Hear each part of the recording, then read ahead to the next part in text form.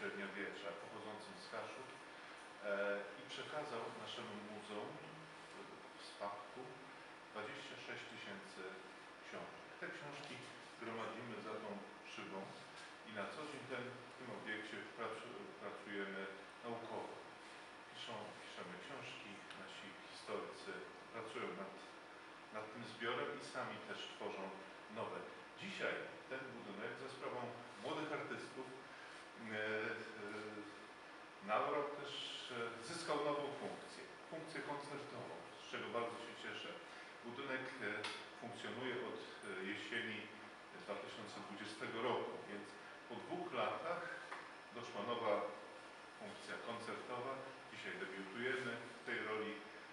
Cieszę się bardzo z tego. Oczywiście obok funkcji koncertowej jest funkcja wystawiennicza. Też Państwo jesteście dzisiaj tego świadkami. Cieszę się, że możemy Państwa gościć. Oddaję głos organizatorom. Dziękuję.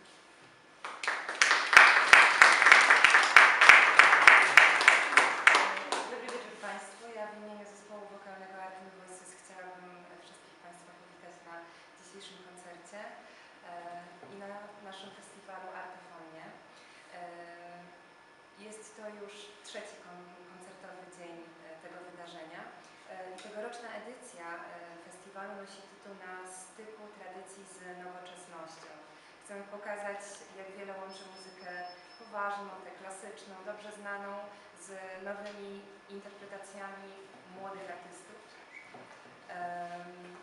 Festiwal został dofinansowany ze środków Ministerstwa Kultury i Dziedzictwa Narodowego w ramach programu Muzyka 2022 oraz dzięki pozostałym sponsorom, których nie będę wymieniać, możecie się Państwo z nimi zapoznać w naszych festiwalowych książeczkach.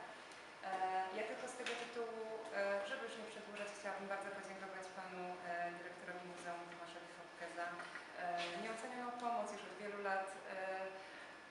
Dzisiaj okazała się ona w formie właśnie udostępnienia nam tej przestrzeni koncertowej. Także wielkie brawa jeszcze raz.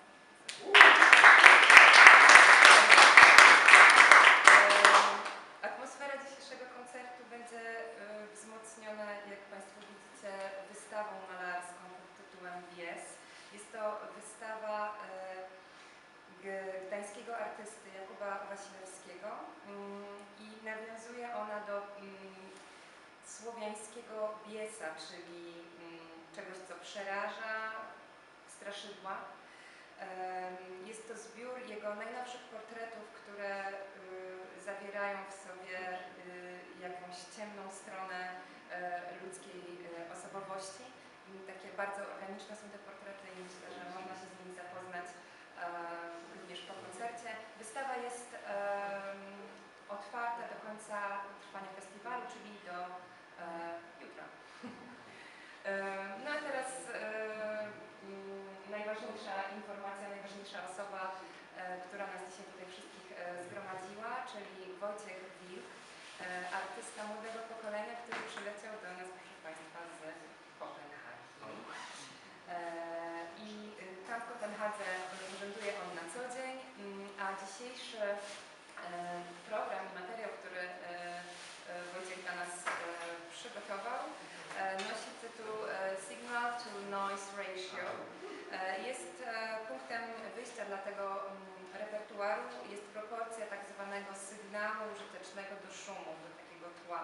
Czyli będzie to próba odwrócenia proporcji, którą znamy na co dzień, z wykorzystaniem różnych sampli, które artysta sobie generuje i nagrywa, z elektryką, którą się posługuje na co dzień.